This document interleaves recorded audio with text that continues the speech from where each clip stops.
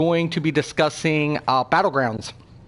Okay, guys, I typically don't talk PvP, and this is not any. I'm not giving you PvP builds. A lot of people are starting to post their ideas for PvP builds for upcoming Battlegrounds. Okay, I'm going to give you advice from a GM. Okay, I was a Grandmaster in World of Warcraft.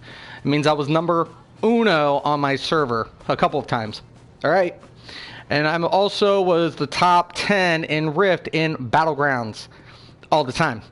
So, first off, what you think you know about PvP from a siege engine to a battleground. If you've never stepped foot in a battleground, scrap everything you think.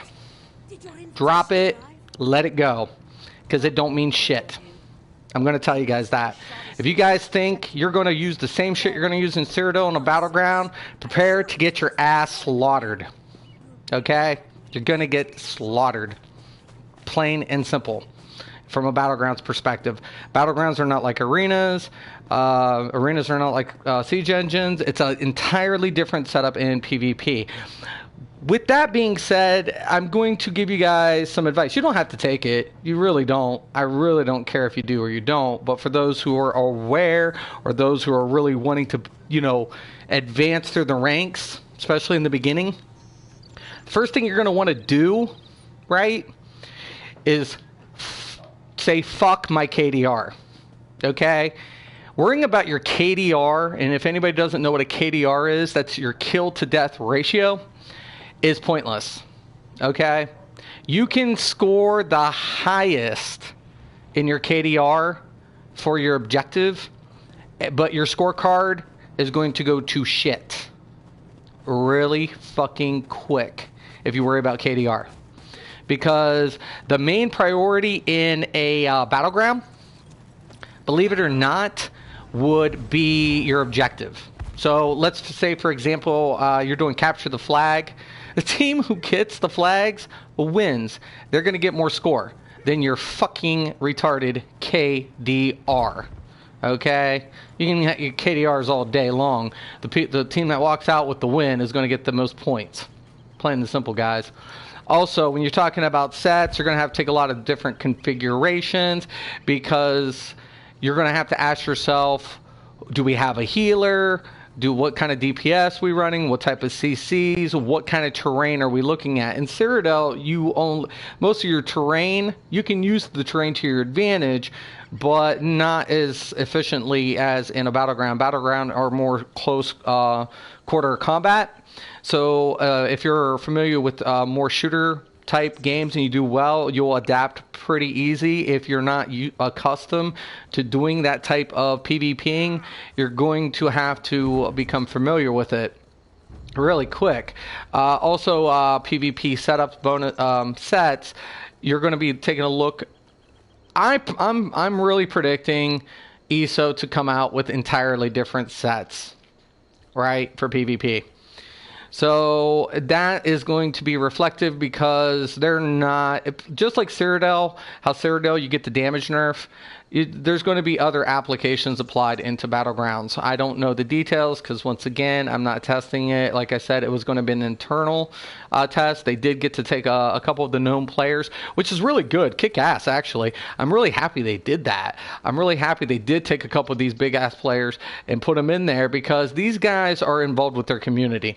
They really can give feedback. They're really known for PvP, especially Cypher. I have appreciation for Cypher because PvP, all rules are out the window, guys, on your builds, man. There's no rule set to it. Whatever works for your playstyle and your functionality, that becomes relative. When you take players like that,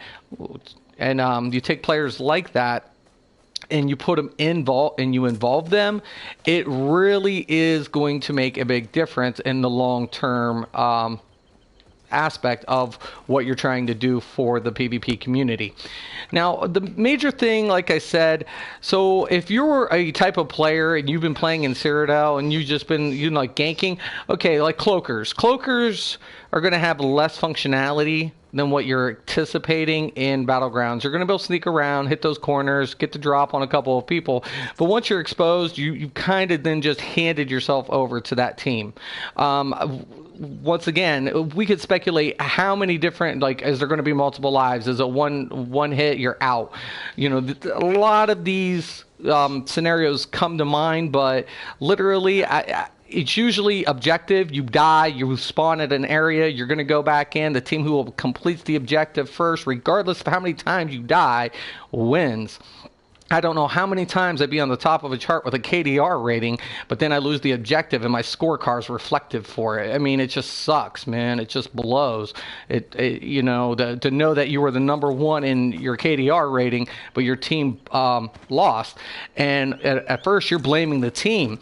That's not the team's fault. It's yours because you were worried about yourself. You know, you weren't really worried about the objective. You were worried about killing people. That's not what Battlegrounds is about, guys. It's just not. You know, you stick to the objective. You'll get a lot more wins. And that's another thing you got to take a look at is your win-to-loss ratio. KDR is going to be a secondary thing in that comparison. So, once again, man, I'm just kind of putting it out there. You know, if you want to take advice for somebody who actually was hardcore PvP back in the day, dude, I have like so many accomplishments on so many games for Battlegrounds. Battlegrounds was no joke. You walk into a Battleground, you were in my neck of the woods. You know, I was going to fuck you up no matter what build I was running. It was just going to happen. So, but guys, I'm telling you, man, don't get out of that whole mindset of, you know, oh, you know, I'm just going to kill everything. You're going to lose. You're really going to lose. Do not get caught up in theory crafting builds unless you've done the testing and you know firsthand what they're trying to implement, which a couple of these players do have that insight, and it's a good thing. I think their feedback is good. I'm not going to say that's a bad thing. That's actually probably one of the best things Zoss ever did, was getting these players feedback, plugging them in. That is the shit right there. I really applaud ZeniMax for that. So you know, but don't think about Cyrodiil in the same way as Battlegrounds, guys. It's going to be your Achilles heel going forward. So, and it's a good thing because that's what separates, you know, those type of two PvP atmospheres. So, and once again, I think that we're going to be taking a look at like initially 4 different scenarios in Battlegrounds. Typically, anytime you have a game initialize any type of BG system, they're going to have, you know, different, you know, games to play.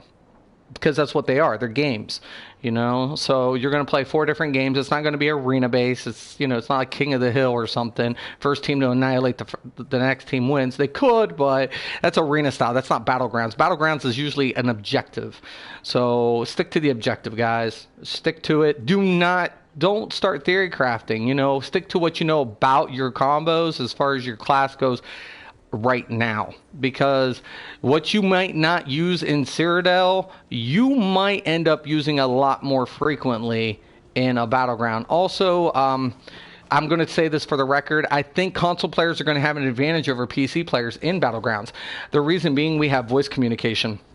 So as soon as I hook up with my team, I'm going to get thrown into a voice chat. I can coordinate a lot better. This is going to be pretty kick-ass because when you're fighting, you can't type a lot of times, right? You just can't do it. And when you're trying to get the win and you're trying to coordinate things, if you don't have voice communications, you're really at a disadvantage. So console players, Xbox and PS4 players are really going to have that insight, going to have that advantage to say, hey, you know, where are you at? Let's go ahead. I'm going to draw the fire here while you two, you know, go get the flag. We'll keep them busy. We'll keep them occupied. They might get 0 kills. If it's a capture a flag scenario and they could get 0 kills, the team, and the other team could kill the other two, like, I don't know, 20 times. If the other two are being able to get over there, get the flag, come back, and they have 0 kills, they still get usually the highest score, typically. So unless ZeniMax does something different, and they could, but I'm just giving you guys, you know, all of my past experience here in Battlegrounds. Don't worry about KDR. And don't worry about trying to figure out your builds and what sets you're going to be running. I'm really telling you guys, they're going to probably come out with PvP sets. I'll put 90% chance that they're going to come out with sets that you could theorize your build, every spec of it. It ain't going to do you a lick of good because they're going to come out with new sets. Okay, so don't worry about, theory crafting at this point. The only thing you can do is, brush up your skills in Cyrodiil as a player. And that'll help you along the way. But if you guys want to go ahead, take my advice, go ahead. If not, whatever. But I'm hoping everybody enjoys the Battlegrounds, and I'm looking forward to it. Plain and simple. I am looking so forward to sinking my teeth into countless hours of Battlegrounds. It's the first thing when it launches. Besides leveling up my Warden, I am going to be hitting Battlegrounds left and right with every character, with every class. I'm going to see what sets they're going to be coming out with, what combinations I'm going to run. Am I going to run with the prefab team? No, absolutely not. Typically, in every game I've ever tried to do prefabricated team, we've had long queue times. You would think we get instant queue times like Dungeons. Battlegrounds, that's not the case. Battlegrounds, you're always put on the back of the line because the single queues always get priority, typically. So it actually does you a now in arenas it worked, you still had a low queue time, but your win ratio was really high because you all were on like a team speak, and you guys could coordinate and win almost every match, regardless. But in Battlegrounds, it never worked out because you just put you back to the end of the line. You'd wait like 20 minutes for a queue where every time you queued as a single player, you got instant queue in Battlegrounds. I don't know if ZOS is going to do that, but more than likely, I anticipate it. So I'm not going to run with prefabricated teams. It's just not going to happen. You're going to have to brush up on your skills individually and know what you got on your team when you queue it in. All right, guys? So just a couple pieces of advice. And you don't have to take it. Like I said, don't take it. What would I know? Been GM a couple of times, top, 10 in Rift a couple of times. Whatever, man. You guys do not have to listen to me. But good luck, man. I wish you guys the best. And if you're on the PS4 and PC, I will see you in the Battlegrounds. Looking forward to it, guys. Peace out.